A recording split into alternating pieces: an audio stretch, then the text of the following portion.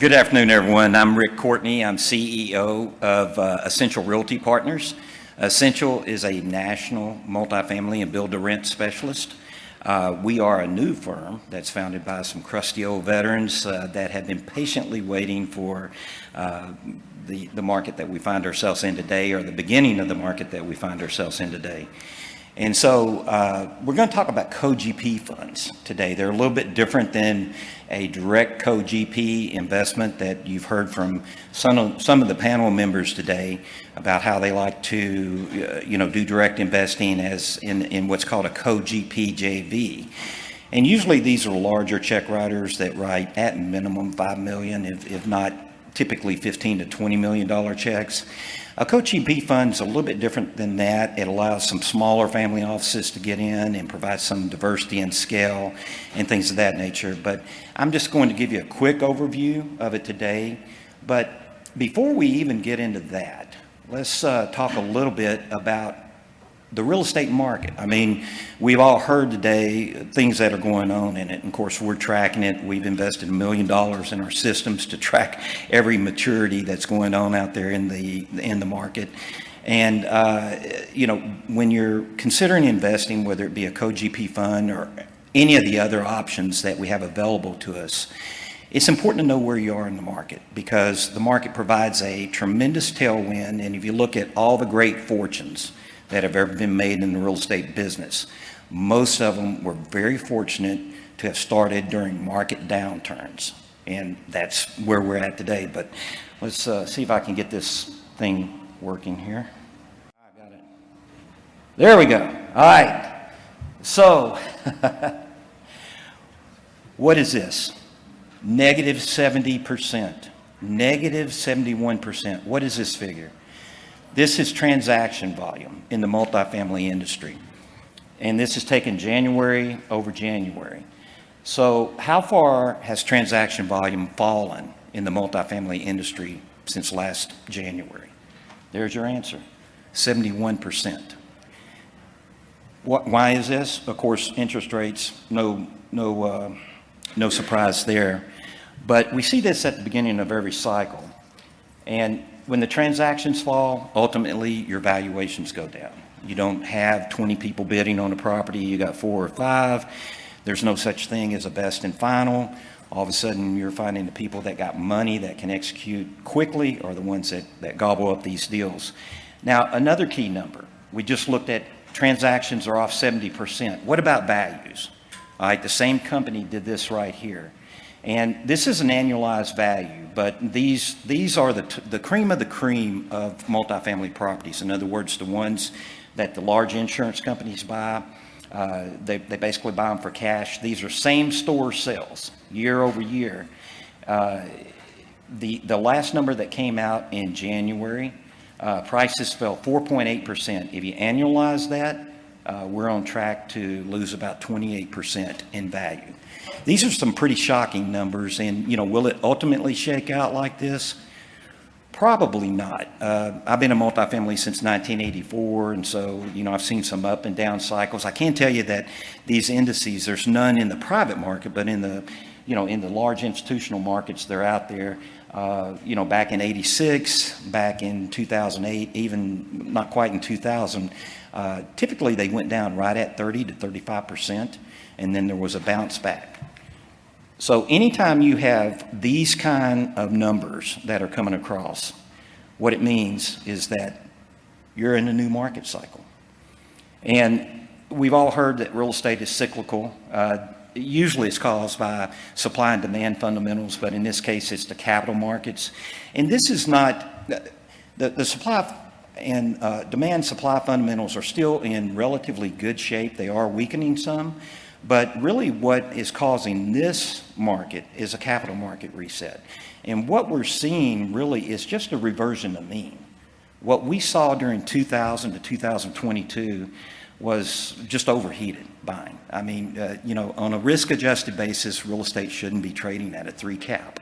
Now, I know there's some counter arguments there. We're not going to go into that, but overall, it just got overheated, and what we saw last year was a blow off top, like you see in some stocks and things of that nature, where they just get overstretched, and that's what happened to the real estate market. And so now, are we really where we are there? If you look at this, the first two blocks are the seller's market, and definitely you can see that we peaked. I mean, there's little doubt now. I think everybody that that doesn't even keep up with the market realizes that last year was probably the peak. The question is, where are we now as we go into these last two blocks, which are buyers markets? And in our estimation, it usually takes about 8 to 12 months for the markets to adjust, especially between the public markets and the private markets. The public markets that are done by REITs, they adjusted last year. We saw caps go up to roughly about 5.4. The private markets are not there yet. They're around 4.8. So there's still some more left in the private markets. So the question that we're really looking at here, and the reason we're going in this again, is that a co-GP is one way to invest, but again, you want to invest at the right time with the right vehicle. And so what I've really done is give you a little background on market cycles here. We're going into, as you saw, those two blocks of where we're going to be in a buyer's cycle. And, this is a regurgitation of what we've always heard about Baron von Rothschild's buy when there's blood in the streets, or Warren Buffett, be greedy when others are fearful. But we put a little caveat on the end of it, but at the right time, okay? And so these new market cycles always present the best opportunities. And that's when everybody else, when 80% of the market moves to the sidelines, then it's time for the players to step up and start buying hand over fist. And again, at the right time, you have got to be professional with your underwriting. We've heard it all in the panels today about how you have to model the downside. And there's one thing that I've learned during my career, like I said, I've been doing multifamily since 1984, is that take your worst case scenario, kind of back off a little bit, but make sure that you take into account what the downside is, because markets always shift, or they have during my 40-year career. So again, I'm getting into the meat of it. So let's say that you want to invest in this market, and you want to take advantage of market timing, which is what we're doing. We're embarking on a new $2.5 billion portfolio build in 15 markets across the country to take advantage of this market cycle. So let's say that you're thinking like that, and you're looking at your different options. The one we're going to talk about today is the co-GP. And I think probably most of you have invested. There are some sponsors out here that know this model very well. A typical private equity real estate deal, the sponsor, say for example us, Essential Realty Partners, we would put in 10%. We raise the other 90% of the equity from our LPs. So a typical structure is the 90-10 structure, and then that structure will buy the assets. Now, one of the things that's little known in the business, and one of the reasons why you see private equity being so lucrative, and you hear about these astonishing fortunes that have been made over the decades from Stephen Schwarzmans and the Blackstones and people like that, is that the general partner typically makes at least 2 to 3 times what an LP makes.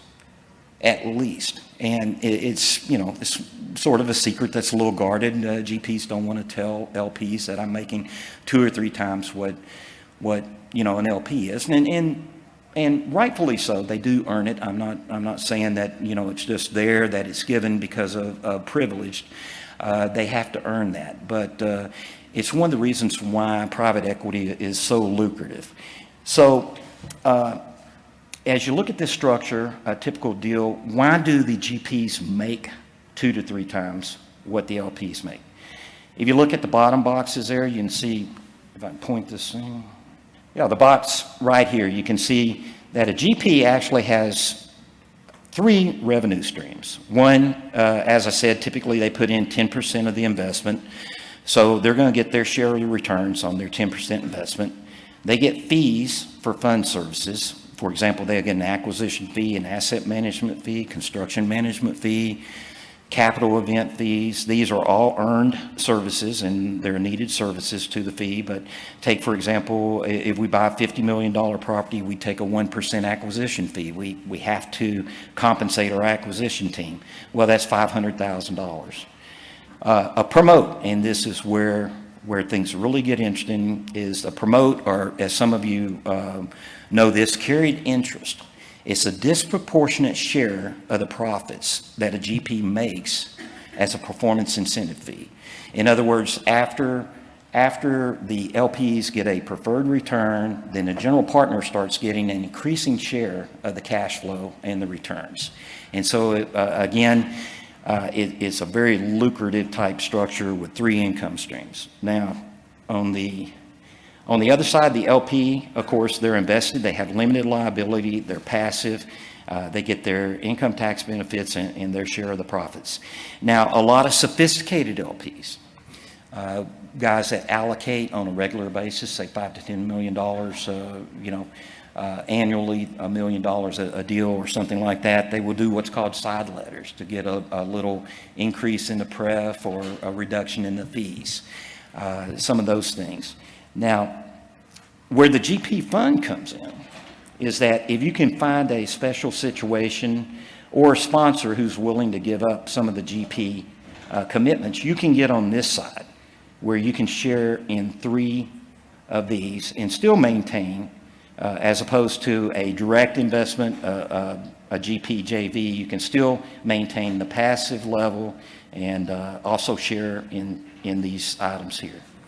The other thing about a fund, let's say if you're just doing a co-GP JV, then you're looking at one property. And say that property is in Dallas, you're doing a 400-unit apartment building in Dallas, then you're situated there. If you can get into a fund, then the fund, one of the benefits of that is that you can spread your investment over a number of assets. And typically, I'm just throw up some sample figures here, but you can see right here, this typical fund, a GP fund, they're leveraging buying power up to $500 million.